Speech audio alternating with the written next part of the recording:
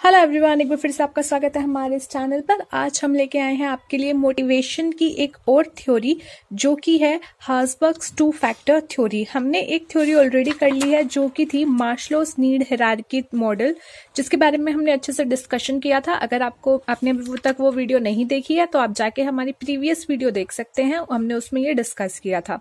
Now we are going to talk about this theory which is Herzberg's 2 factor theory. इसको start करने से पहले मैं आपको बता दूं कि यदि आपने हमारे चैनल को सब्सक्राइब नहीं किया है तो आप हमारे चैनल को सब्सक्राइब कर लीजिए, और अगर आपको हमारी वीडियो अच्छी लगे तो इसको जरूर लाइक कीजिएगा। तो चलिए स्टार्ट करते हैं आज की हमारी थ्योरी। सबसे पहले इसको एक और नाम से जाना जाता है जो कि है हर्ज़बर्ग्स मोटिवेशन हाइजीन मॉडल। अब देखिए, अगर नॉर्मल हम डे टू डे लाइफ का एग्जांपल लेके आपसे बात करें तो मान लीजिए आप चाहते हो कि आप बहुत अच्छा काम करो। आप जहाँ पे जिस ऑर्गेनाइजेशन में काम कर रहे हो आप चाहते हो वहां से आपको बहुत अच्छी रिटर्न्स मिले, returns in the form of many things, कि आपको क्या है अलग अलग चीजों में काम करने का मौका मिले या और भी चीजें हो सकती हैं। बट अगर आपको वो सब चीजें नहीं मिल रही हैं जो आप चाह रहे हो, लेकिन आपको सैलरी अच्छी मिल रही है, ठीक है, आपको सेफ्टी मिल रही है, तो यहाँ पे क्या हुआ, क्या आप जॉब छोड़ के जाओगे? तो नहीं, आप इतनी जल्दी जॉब नहीं छोड़ोगे।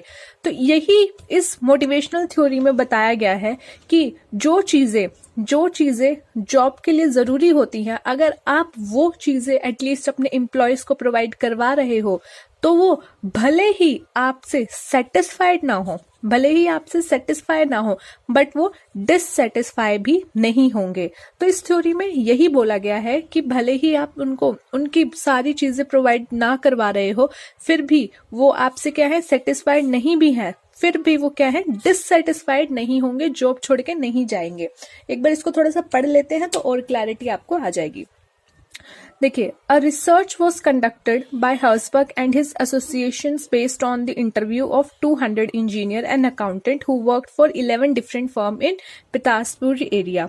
देखिए क्या हुआ था, ये थे इन्होंने रिसर्च की अपनी और अपनी टीम के साथ मिलके, और इन्होंने क्या किया 200 इंजीनियर्स और अकाउंटेंट्स उठा लिए जो कि काम करते थे अलग अलग 11 फर्म्स में, अलग अलग तरीके की 11 फर्म्स में या ऑर्गेनाइजेशंस में। और इन्होंने उनसे क्या कहा, उनसे पूछा कि आप हमें ऐसी कुछ चीजें बताइए अपनी जॉब के बारे में, अपनी जॉब लाइफ के बारे में, जो आपको बहुत ज्यादा कुछ ऐसी चीजें जिन्होंने आपको बहुत ज्यादा प्रोत्साहित किया, और कुछ ऐसी चीजें जब आपको लगा कि ये जॉब मुझे छोड़ देनी चाहिए। तो इन्होंने ये चीजें उनसे पूछी, ये क्वेश्चंस उनसे पूछे। He asked them to recall specific incident in their experience which made them feel either particular good or particular bad about jobs। कि उनकी जॉब से रिलेटेड आप कुछ ऐसा याद करो जो आपके साथ घटना घट चुकी है और आपको लगा कि आपकी ये जॉब बहुत अच्छी है, या फिर इसके बारे में कुछ ज्यादा ही बुरा आपको लगा। तो लोगों की तरफ से उनके पास जो थे आंसर्स मिले, उनको आंसर मिले कि हाँ भाई, मेरे पास एक बार ऐसा हुआ कि कंपनी अच्छा प्रॉफिट कर रही थी तो हमें सैलरी भी सही टाइम पे मिल गई, तो मुझे बहुत अच्छा लगा कि हाँ हमारी सैलरी अच्छी मिल रही है, कंपनी हम पे ध्यान दे रही है, तो हमें लगा कि हम इस कंपनी के लिए ज्यादा इंपॉर्टेंस रखते हैं।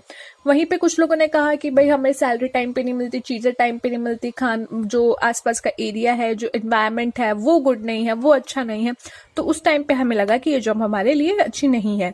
तो क्या हुआ, ये conclusion of the answer was employees were not satisfied when they were not getting the salary. जब उनको सैलरी नहीं मिल रही थी वो सेटिस्फाइड नहीं थे at the time, and not having the good working condition.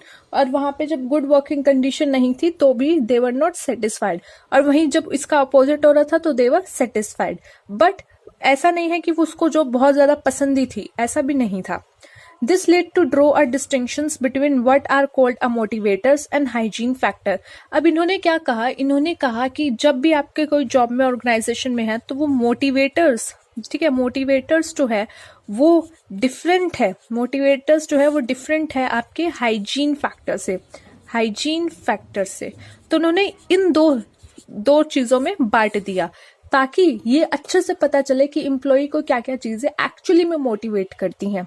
सो दस हाइजीन फैक्टर, अब हाइजीन फैक्टर में क्या क्या आ जाता है, सैलरी आ जाती है कि आप सही सैलरी दे दो, आप सही वर्क कंडीशंस दे दो, एनवायरनमेंट अच्छा दे दो, provide no motivation to the employee. और ये सब चीजें क्या है, ये सब चीजें एम्प्लॉय को मोटिवेट नहीं करती है। अगर आप सैलरी दे रहे हो, वर्किंग कंडीशन अच्छी दे रहे हो, तो ये सब चीजें एम्प्लॉय को मोटिवेट नहीं कर रही हैं।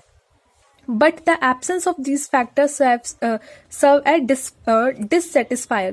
बट अगर आप ये सब चीजें नहीं दोगे, अगर आप ये सब चीजें नहीं दोगे तो क्या होगा, वो डिससेटिस्फाइड हो जाएगा। आप अपने आप को एक कंडीशन में रख के सोचिए कि आप किसी कंपनी में जाते हो, वहां पे आपको सैलरी भी ठीक मिल रही है, वर्किंग कंडीशन भी ठीक मिल रही है, बट आप मोस्ट ऑफ द टाइम ऐसा हो सकता है कि आप उन सबसे सेटिस्फाइड ना हो, आपको और भी चीजें चाहिए हो सकती है। लेकिन ऐसा भी नहीं होगा कि आप इन सब चीजों से, उन सब चीजें ना मिलने से डिससेटिस्फाई हो। आपको लग रहा है कि नहीं यार, मेरे को ये सब चीजें प्रोवाइड नहीं की बट ये सब मिल रहा है तो मैं डिससेटिस्फाइड तो अभी भी हूं। नहीं, अगर आपको ये सब हाइजीन फैक्टर्स मिल रहे हैं जो एक जॉब के लिए बहुत जरूरी होते हैं, तो आप भले ही सेटिस्फाइड ना हो बट डिससेटिस्फाइड भी नहीं होगे। क्योंकि नॉर्मल लाइफ में हम क्या कहते हैं कि यार वो सेटिस्फाइड नहीं है तो वो डिससेटिस्फाइड है अपने काम को लेके, हम ये सोचते हैं। बट नहीं, यहाँ पे इन फैक्टर थ्योरी में ये चीज अलग तरीके से बोली गई है। थोड़ा सा आपको कंफ्यूजन हो रहा होगा कि क्या ये मैम क्या आप सेटिस्फाइड डिससेटिस्फाइड पढ़ा रही हैं, बट थोड़ा सा इसको और हम आगे ये मॉडल में देखते हैं कि कैसे बनेगा। देखिए यहाँ पे इन्होंने दो पार्ट में बांट दिया, एक हाइजीन फैक्टर, एक मोटिवेशनल फैक्टर। हाइजीन फैक्टर में वो चीजें थी, the job context factor that are environmental centred, जो कि उनके इन्वायरमेंटल सेंटर से रिलेटेड थी। और वही मोटिवेशनल फैक्टर वो थी जो इन हाइजीन फैक्टर से थोड़ा सा ऊपर उठ के थी, और ये जो चीजें थी ये मोटिवेट करती थी एक्चुअली में एम्प्लॉय को।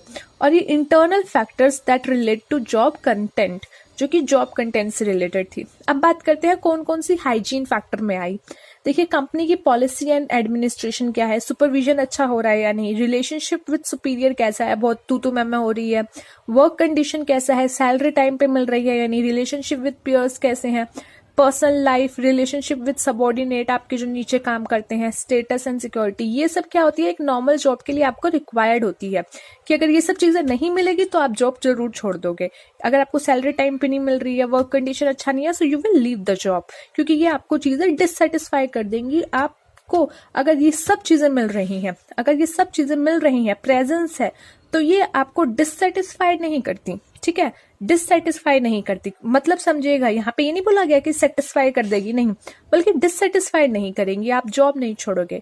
बट अगर ये सब चीजें एब्सेंट है, अगर ये सब चीजें एब्सेंट है, आपको अच्छी सैलरी नहीं मिल रही है, आपका स्टेटस अपने सबॉर्डिनेट्स के साथ रिलेशनशिप सही नहीं है या सुपीरियर के साथ नहीं है, तो ये सब चीजें अगर एब्सेंस है तो वहां पे क्या होगा, ये आपको फिर डिससेटिस्फाई करेगी।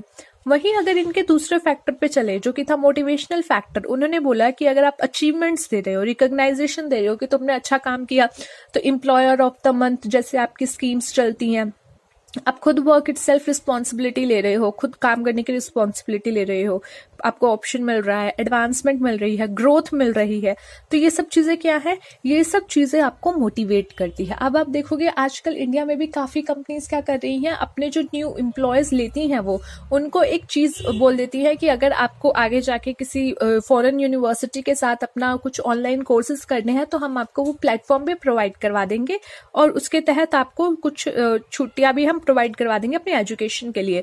तो ये सब क्या है, ये उनको ग्रोथ करने के लिए, ये उनको एडवांसमेंट करने के लिए एक ऑप्शन देती है जो फिर उनको मोटिवेट करता है। तो ये सब चीजें अगर आपको दी जाए, ठीक है, अगर ये सब चीजें आपको दी जाए और ये सब चीजें प्रेजेंस है, तो ये क्या करता है, आपको सेटिस्फेक्शन भी देता है और मोटिवेशन भी देता है। बट वहीं अगर ये सब चीजें एब्सेंट हो जाए, ये सब चीजें आप नहीं दे रहे हो, तो ये क्या है, आपको सेटिस्फाइड भी नहीं करेगा, मोटिवेट भी नहीं करेगा। बट इसका मतलब ये नहीं है कि ये आपको डिससेटिस्फाई कर देगा। ऐसा नहीं आपको सैलरी अच्छी मिल रही है, पूरा सब कुछ अच्छा है, लेकिन ये चीजें नहीं मिल रही तो आप जॉब छोड़ दोगे, नहीं, आप नहीं छोड़ोगे।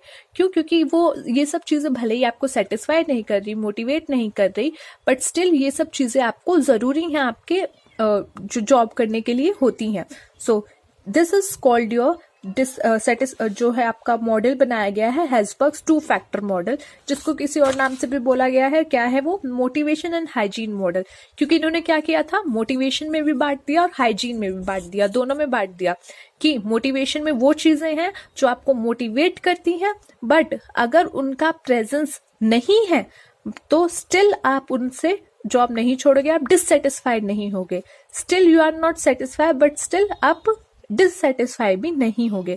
तो यहाँ पे ये पूरा पैटर्न जो है ये सेटिस्फाई, डिससेटिस्फाई और मोटिवेशन को लेके बनाया गया। आई होप आपको समझ आया हो। स्टिल अगर आपको कोई प्रॉब्लम हो रही हो, कन्फ्यूजन हो रही हो, तो आप कमेंट बॉक्स में हमसे ज़रूर लिख के उसके बारे में कन्फ्यूजन क्लियर कर लीजिए, क्योंकि मोटिवेशनल थ्योरीज में जब बात की जाती है तो आपका ये मोटिवेशनल थ्योरी भी इम्पॉर्टेंट है। सबसे पहले जो आपकी मोटिवेशनल थ्योरी हमने की थी, मास्लोज नीड हायरार्की मॉडल, वो भी ज़्यादा, वो इससे थोड़ा सा ज़्यादा इंपॉर्टेंट था, but still this is also important, so you have to read it. तो thanks for watching, best of luck for your exams.